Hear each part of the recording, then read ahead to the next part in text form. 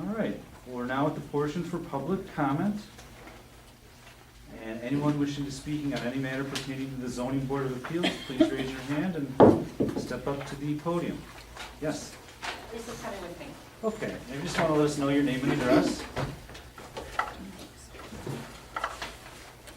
My name is Rachel. I live on Oxford. My name is Lisa and I live on Columbia. So first things first, I want to say that watching you guys with this variance, I feel sorry for this poor gentleman. I certainly hope that the builders are also, the 5 elements are followed for them and there's no special treatment given to them going forward for variances. What I'd like to, I would like everything that we're about to say tonight and tell you to be made part of the public record. For the past 4 months, we've listened to residents voice their concerns with the builders in Berkley. We have listened to them talk in front of City Council, in front of the Planning Commission, and we have listened to them tell their stories to us. The majority of the residents that have come forward regarding damage to their property, violations of zoning codes, have reached out to the building department headed by Amy Vanson for relief of damages to their property caused by a builder and for enforcement of current zoning codes. The building department dismissed their concerns and ignored them. Lisa and I met with Mr. Baumgarten in July and brought to him 2 examples of new builds which appeared to be not in compliance with our zoning codes. Mr. Baumgarten listened, but did not seem very distressed by what he was hearing. We asked Mr. Baumgarten what recourse residents have when the building department is not following the zoning ordinances. Mr. Baumgarten said that first we need to FOIA the information, and then we need to take our concern to the Berkley Construction Board of Appeals. We asked, is this board currently staffed? He explained that it was currently staffed with only 2 people, and that a fully staffed board was 5, I believe he said. But, a board staffed with only 2 people cannot hear an appeal. That's just silly. There must be a governmental board that can hold the building department accountable. Just a side note, we later found out when we spoke to the state that Mr. Baumgarten directed us to the wrong board. We contacted Senator Marty Nolenberg and asked for guidance on what governmental board was available to residents to provide a remedy when zoning ordinances are not being followed and enforced, because there must be a governmental board that can hold the building department accountable. We contacted, Senator Nolenberg referred us to the Construction Board of Appeals of Michigan. We contacted the State of Michigan Construction Board of Appeals. We explained our concern involving what appears to be failures of the building department to follow and enforce such things as setbacks. We were informed by the head of the Michigan Construction Board of Appeals that they have no oversight regarding local zoning ordinances. The state of Michigan also told us that if the building department in Berkley was not following the zoning ordinances, then the recourse the residents have is to take their complaint to the ZBA. The state informed us that it's the ZBA's job to do more than just listen to variance requests.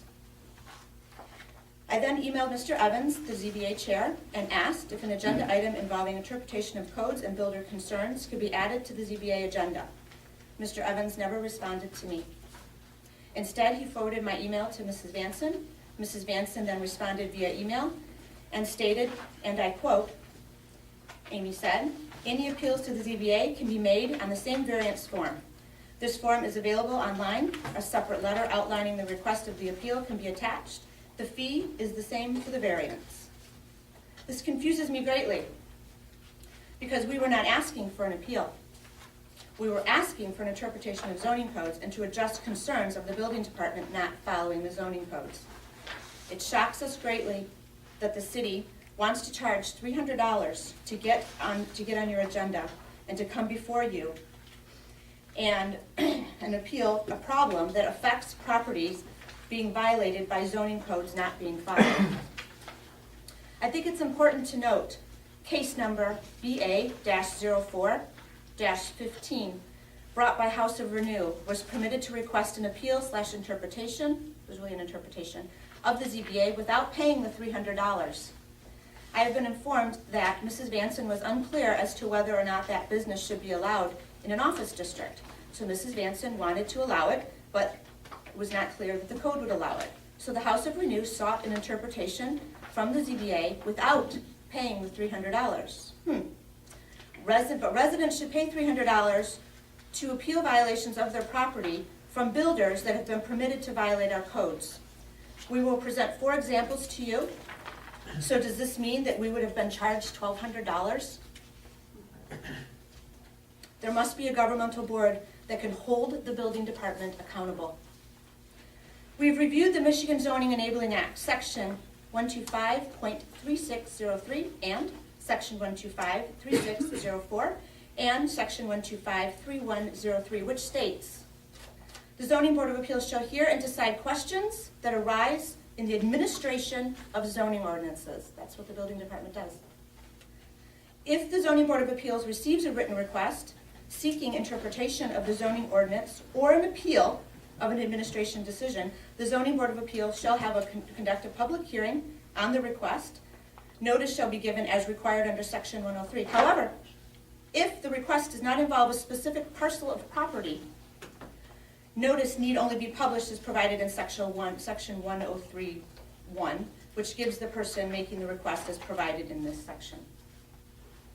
I would like to note that by way of my email to Mr. Vanson at the end of August and then to Mrs. Vanson, I requested an interpretation of zoning ordinances, of which I was not permitted to get on your agenda. But it appears that the business of House of Renew was permitted by Mrs. Vanson to get on the agenda in the past. If I'm wrong, then the city can surely produce a receipt showing that the House of Renew paid $300 for their interpretation. All of this confuses me. Is it an example of discriminatory treatment towards residents where the building department does not want to provide the residents the same level of equality? There must be a governmental board that can hold the building department accountable. Since we have only been permitted by Mrs. Vanson to speak during public comments, we are here now to provide you with examples of build sites that appear not to be following our zoning ordinances, which is what we were requesting to begin with. Lisa has that information for you. I believe she's passed it out.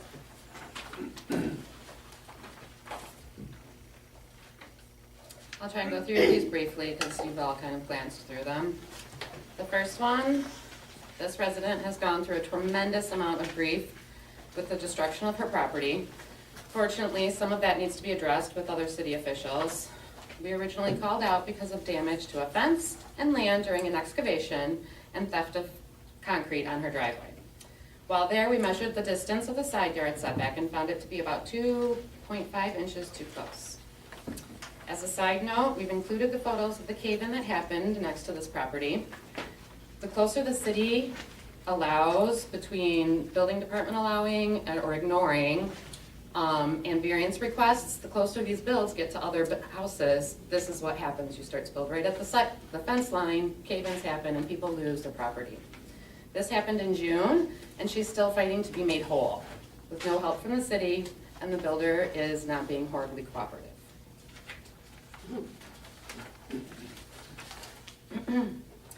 The next one will also include a site plan.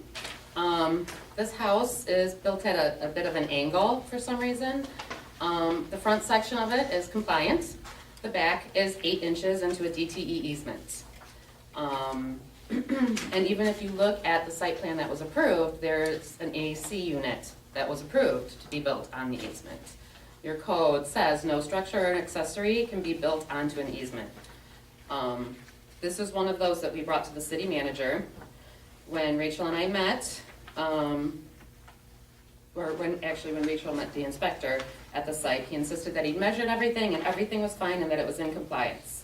The city manager listened to us and then advised us to FOIA the site plans, so we did.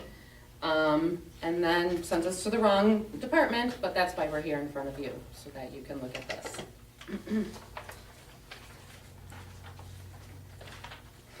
The next one, the next address is especially fun. Can you go back to 2650 Elwood? Yep. Where are you measuring from? That is at the very back. If you look at, there's like a window well there. The window well goes to the back of the property. You can kind of see. Does your tape go to the foundation? Yes, yes. Through the window well? The window, yeah, is there a hole that you push your tape through to get to the foundation? there a hole? What do you mean? Does it end at the window well, or does it go to the foundation? No, the window well goes to the back of that property. We're measuring understand. on the side of it. You can see that like on the site plan. And it does look in this picture like it's going from the window well. The window well is back here, and here, it goes right along the side of the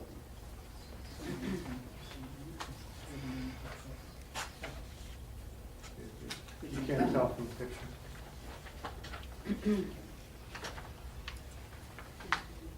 So the next site, so it's another one where Rachel met with the inspector. As they were measuring, he was measuring distance between houses, which was fine. And Rachel noticed that the side lot was too close, about 6 inches. When she pointed that out, he said, no, the lot line is in the middle of their driveway. Well, that seems odd.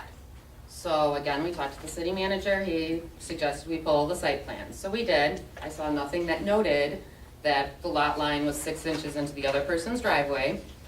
And to make double sure, we found the stakes for that one. So if you look in one of the pictures, you can see the stake.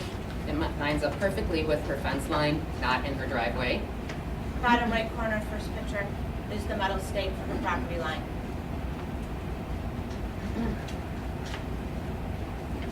So measuring from that stake, he's 6 inches too close. This was approved by code enforcement. And then we also have a projection. The projection measures 18 inches. Even if it was a 5-foot setback, which it's not, it would still only allow it to be 10 inches according to your code. So that property has 2 issues. It's too close to the side yard setback, and it has a projection that's too large for that area. So again, you're measuring from the projection? The projection was a separate measurement. That's the second page at the bottom.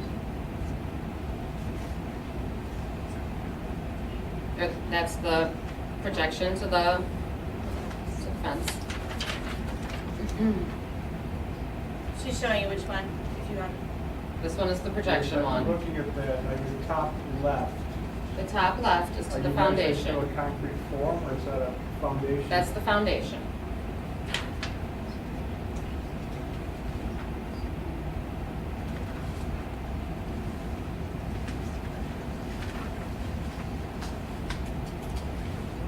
I think she has one more. And then there's the last one. The adjoining PUD was, part of that was to demolish the garage and part of the driveway that you can see in the before picture. The developer, as you can see in the after, cut beyond his property line and took so much of that driveway that it was useless.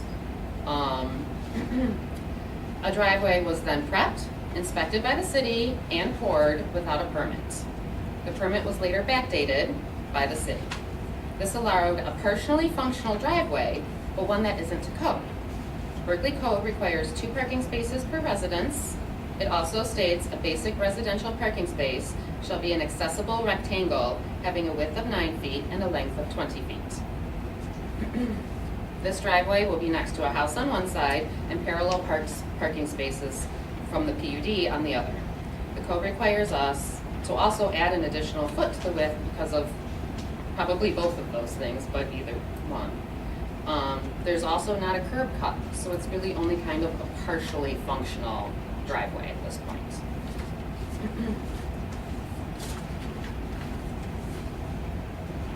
The last one will show you all the measurements that we were able to take. So, we've presented 4 examples to you of what appears to be violations of our zoning ordinances. We can only imagine how many others there are. In addition to the examples that we provided you, I am sure you've heard of the numerous and continuous violations involving blocked sidewalks at the building sites. This is a walking school district. And there is no reason why any person, child, or a disabled person, because we have ADA laws, that should have to maneuver around unstable walkway and into the street because the sidewalk is blocked. We have an ordinance for this. It is as follows. Section 106-37, pedestrian passage. At least 5 feet of sidewalk space shall be kept clean and clear and free passage of pedestrians. If the building operations are such that free passageway is impractical, a temporary plank sidewalk with substantial railings or sidewalk shelter shall be provided under such obstruction. So why is this ordinance not being followed? Am I permitted to get a porta-john, place it on my sidewalk in front of my house? Is this another example of special treatment for builders because we're not following our codes? We have rules for a reason. They need to be followed. Again, there has to be a governmental body that oversees the building department so we don't run a rogue.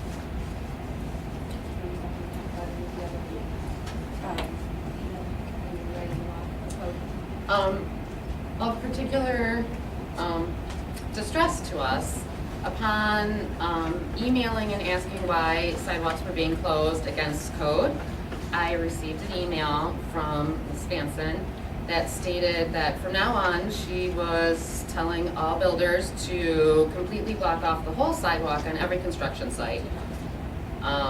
Take out the sidewalk completely, and that was apparently a decision she made to go above and beyond the code and decide that it should all be closed off. And pedestrians, for their safety, would apparently have to cross the street and then cross the street back over as opposed to any other methods. Or changing the ordinance to show any other methods. So for example, if the speed limit's 40 and I decide I want to do 50 because I think it's better for everyone, I'm in violation of the law. That's the code. That's the rule. We have a rule.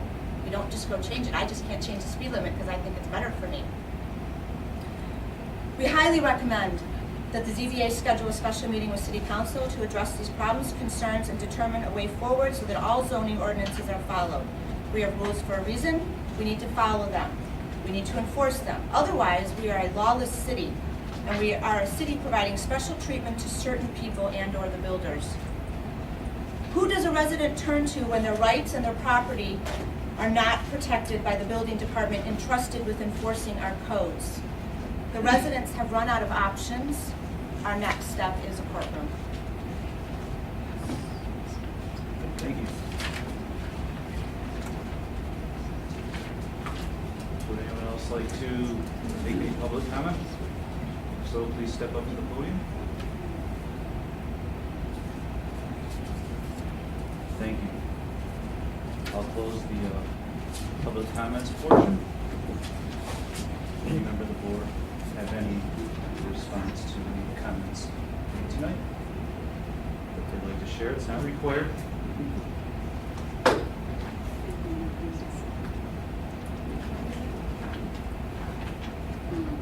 I do have one.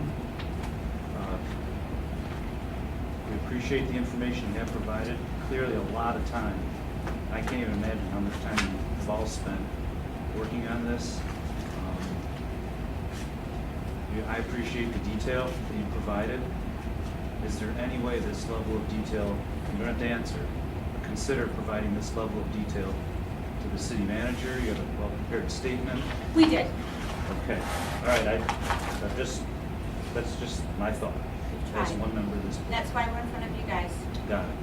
Okay, thank you very much. Any further business for any members of the board? Okay, with that, I'll adjourn the meeting. Mr. Chair. I'm going to reopen the meeting because there's one more person in the audience that has like to make a comment. Councilmember Kadeko. Thank you, Mr. Chair. First of all, I want to congratulate you as chair again and Ms. McAlpine as vice chair. I want to welcome Mr. Emmons as our new DDA member and Mr. Ruler as our as our new alternate. There's still one more alternate position open, so if you know of anyone or any of you are interested, please let the clerk know. I just want to say a few things. First of all, we have council meeting on September 19th. And also on September 19th, Robina will be closed for a 2-month period as a trial. I just came from a Robina meeting before here, with this young lady. And they're coming up with ideas and functions to do at Robina, at corner of Robina and 12 Mile area. So I'm looking forward to that. I want to thank all of you for the work you do. From Mr. Smith, Ms. McAlpine, Mr. Kirby, Mr. Evans, Mr. Butts, Mr. Gazun, and the work you're about to do, Mr. Evans, you, Mr. Euler, sorry, and you, Ms. Vanson. You guys do a lot of work, you put in a lot of time. With the exception of Ms. Vanson, you are all volunteers, and that's what makes our city so great. Last week, we were considered or named the 7th happiest city in Michigan. As the mayor reminded us at the great event we just had at the Irish Fest, the County Oakland Irish Fest, we are the 28th best city in America, appointed by or named by Business Week in 2015. There's a reason for that. It's the kind of work that this city does. It's the kind of work that the city officials do. It's the kind of work that the city directors do. It's the kind of work that everyone does. And we can't do it without the volunteers, and it's all, everybody involved, the government, the employees, the residents, everyone.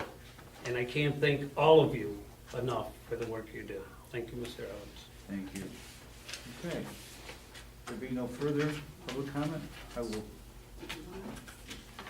Mr. Chair, yes.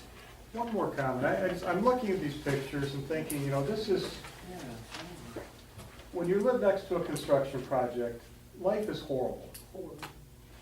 And it seems to go on forever. Right now, on my block, CMS is doing the main renewal. And you have people pulling up, blocking driveways, tearing things up, putting cones. And sidewalks are blocked. When I look at the construction sites after the house is up and the landscaping is in, everything looks pretty good. These things here, I can't address specifically, but they're having lived next to and sometimes inside construction projects. When you're the neighbor, it's tough. It really is. It is tough, but we're talking about not proper code following, not that it sucks or dirty or loud. We're talking I about see that. I lands. can't address these things in particular because I don't know. I don't have enough facts to say they're good, they're not good. But it's painful, and it hurts me to see something that could be this obvious of a miss. And then I go back 50 years, and you think when somebody dug a foundation, if they were within 2 feet of where they thought the hole was supposed to be, that was considered good. So hopefully they get resolved. May I speak? Oh, sorry, go ahead. No, that's all right. You can go ahead. I'm Patty Curtis. I live on Kenmore, home of 2 relatively new builds, 2 more, 2 doors down from me. I'm in danger of being dwarfed by big houses, but I've lived in this city for 32 years, and I just want to make one thing very clear to all of you, and the city council, take this back. In no way are any of the people here that presented these facts against new builds. We love the fact that people want to move to Berkley. We have no problem whatsoever with people enriching our neighborhoods with fresh, new types of houses. Our focus is 100% on having the laws, the codes, the ordinances followed. We love our new neighbors, we're welcoming all, it has nothing to do, any complaints that we have nothing to do with people building or buying new houses in the city. But all of us feel victimized by the process that has been going on for at least the last 2 years or further, and we have had no recourse. You need to know that these people here who spoke are not the only ones that have emailed the city manager for resolution. I've sent 3 emails, I got 1 back. And this has become the order of business in Berkeley. So when you say about the fabulous work that everybody's doing, I say, sorry, it's not quite good enough. It's not quite good enough because you all have to respond to the people at the very top of the flow chart. We are the only reason you are here as a city council member. Any of you people, and we appreciate your work as volunteers, but we want our city staff to be responsive to us. You work for us. You work for us. We don't work for you, and we certainly don't work for builders who have been allowed to run rampant and roughshod. And what you're seeing tonight, even though some of this is out of the authority of the Zoning Board of Appeals, you're seeing the ultimate in frustration, and it's not getting better. So we are asking you to help us turn the corner, turn it around, and make it work. Thank you. If I could we just see a show of hands with everyone who agrees with statements that the 2 ladies made that were just made now? How many do we have here? We have 18? 6, 7, 8, 9, 10, 11, 12, 13. I see 15. I just wanted to get the count for our meeting minutes. And to that note, I have a comment. Yes. Has any of you considered volunteering to a board in the city? Just just as an FYI, there is a person who is trying to get on the ZBA, and his application has been in for some time, and evidently you guys have an opening for an alternate. The application is sitting there, and he's been told there's no openings. His name is Steve Allen. So you should check What's his that out. name? Steve Allen. It's the first time I'm hearing that. Because He's been turned into. you can ask your mother every meeting I'm just I telling you. mentioned, and Ms. Morris can attest. Did I mention every meeting that I'm looking for zoning board of appeal members and? Well, I recall that you did state that. Yeah, so I didn't don't know. I don't see the applicants until I don't see they the come before me. applications either, so I wouldn't know. I do know that that gentleman they're referring to has had his application in since, I believe, the beginning of June, and I think he did it earlier than that. yeah, he's applied a couple Applied times. twice. Yeah. A couple times, and he's been um, told there's no openings. It's the first time I'm hearing it. I just want the boards filled. So, What, not should just, email it to you. oh, So the question is, So where there's a does, problem do there. you turn the applications into the building department? Where do they go? to the clerk. To the clerk? Okay, Right. well, The city clerk, there's a form you can fill out. I remember Right. filling and mine whose out. responsibility is it to get these applications to the city council? The city clerk. And who does the city, her name, I don't know her name. Her name Yeah, is Annette? Miss Boucher. Oh, voucher. Well, anyway, there is an application sitting there, and this gentleman also applied for the planning, or the planning commission. Plan commission deemed is all full, isn't it? Yeah, Now it is. now it is. Now it's, yeah. If we could. Wasn't when he applied. If we could, please, and I do appreciate, I think this is something that works well in a small community, that at some point, I know there's other people who want to speak. And if I could turn it back over to the woman standing at the podium. Well, my name is Patsy Matus. I live at 2853 Royal Avenue. 41 years ago, when I moved to Berkeley with 6 kids, I lived right across the street from Mr. Gary, who was a city councilman at the time. Roy West was your code officer, and apparently Mr. Gary didn't like me and my 6 kids very well because we looked funny, we talked funny, and not only that, we didn't have any money. We were a poor family. And how dare we move in a house in front of him? I didn't always have my lawn mowed because sometimes my lawnmower didn't work. And every time it didn't work, he called Roy West. Sometimes the battery in my car wouldn't start my car, and I had to have it jumped. So sometimes I had to back it into the driveway so that it could be jumped. He come over to my house and parked out in the street with snow on the ground. There's about 6 inches of snow on the ground. Sat in his car. When I got my tags, I made a mistake. At that time, you had to have tags on the front and on the back. In a hurry to get to work, I accidentally picked up both tags, put them on the back of the car. He came over to the house, he looked at the car, backed in, 6 inches of snow on it, come back down to City Hall and wrote me a ticket and sent it to me in the mail because I didn't have license plates on my car. This went on for years until finally I let him know I still lived in America. I did everything that I could do to go by the city code. As a matter of fact, right now I'm a widow and I'm trying to improve my lawn. I'm trying to improve my whole property.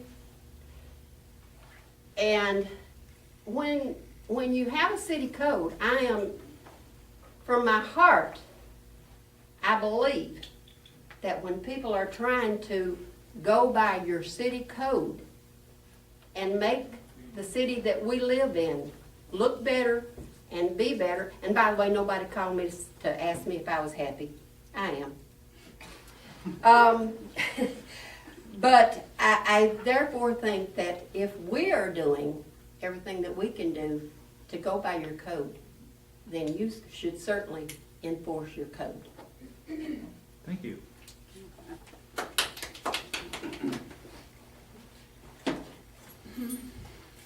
Ms. Morris.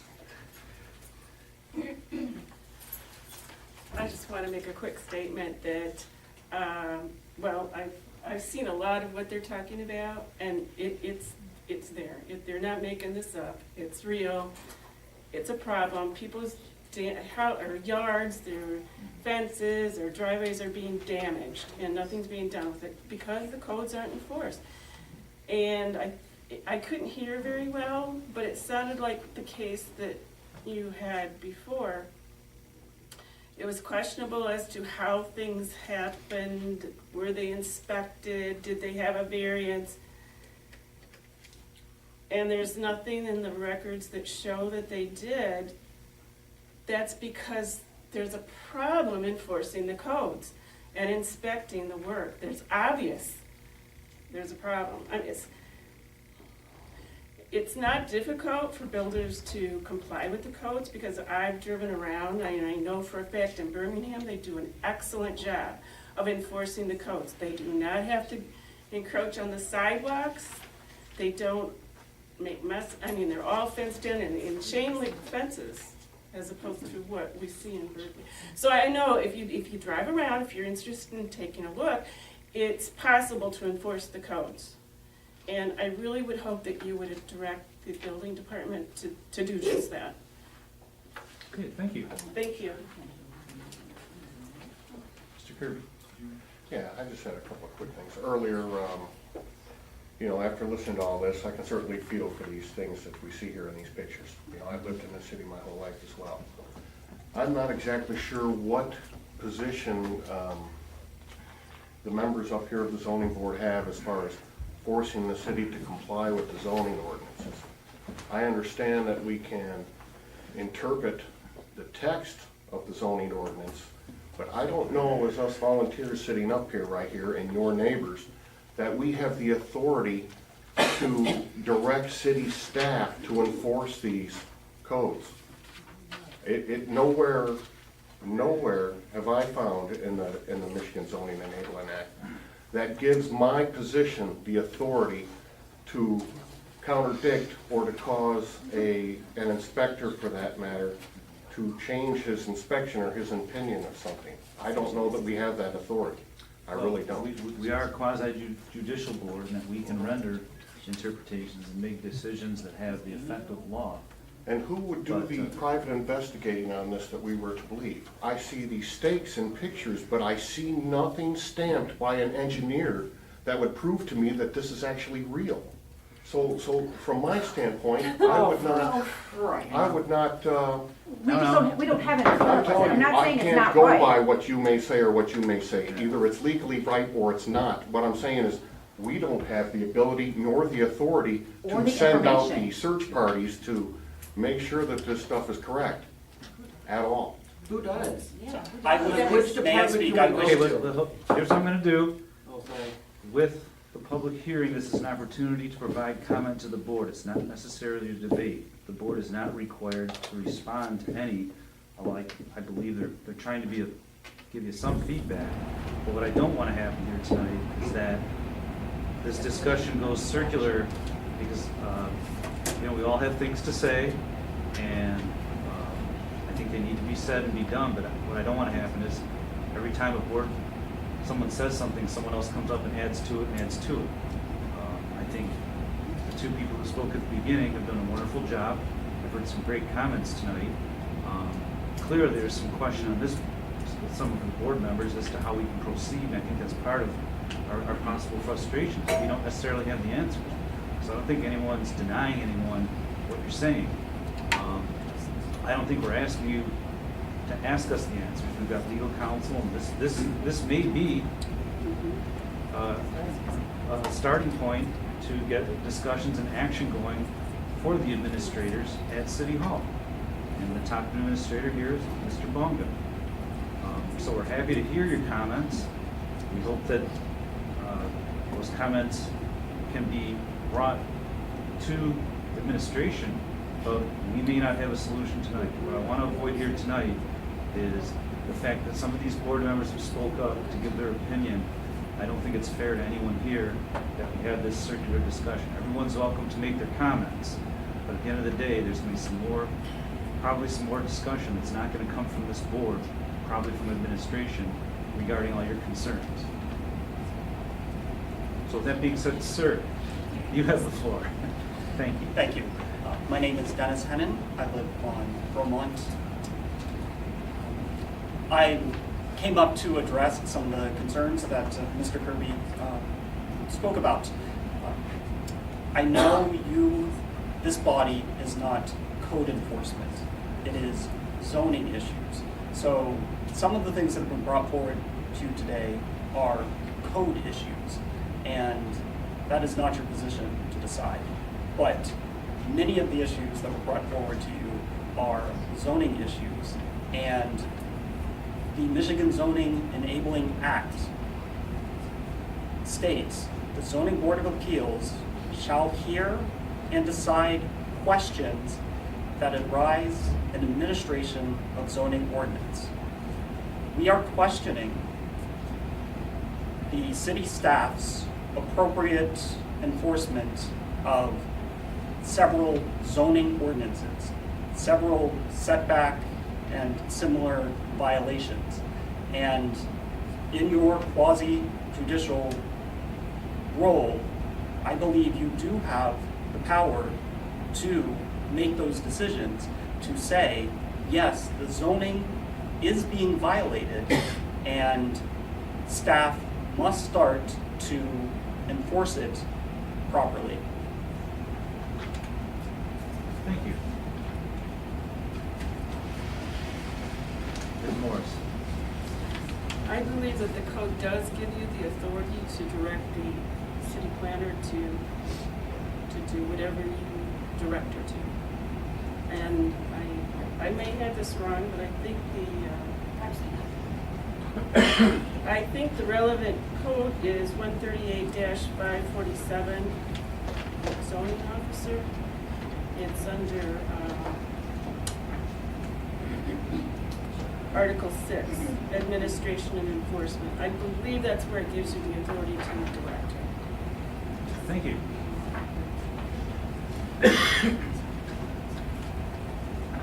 My name is Wendy Zabramski. I live at 3340 Gardner. A couple of things. Who is the boss of the zoning, of the code enforcers? Continue. I'm asking a question. Does anybody know who is the boss of the building department? Who is the boss of the code enforcers? That seems to be, part of the issue. They're not enforcing the codes. Gotcha.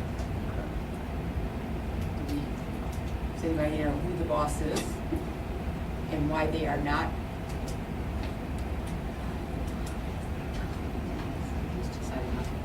Oh, okay, I see. Okay, the other thing is that as far as the goings-on with the sidewalks and the builders and Amy's answer regarding the not, now allowing them all the way out to the curb, there are builders who are able to stay and stay within, keep that sidewalk clear. So, if some builders can do it, they all should be able to do it. There's just no excuse for this. Thank you. No one else who has raised their hand to speak, I'll close the public hearing. Do any board members have any additional comments? With that, I'll adjourn the meeting. Thank you all for attending.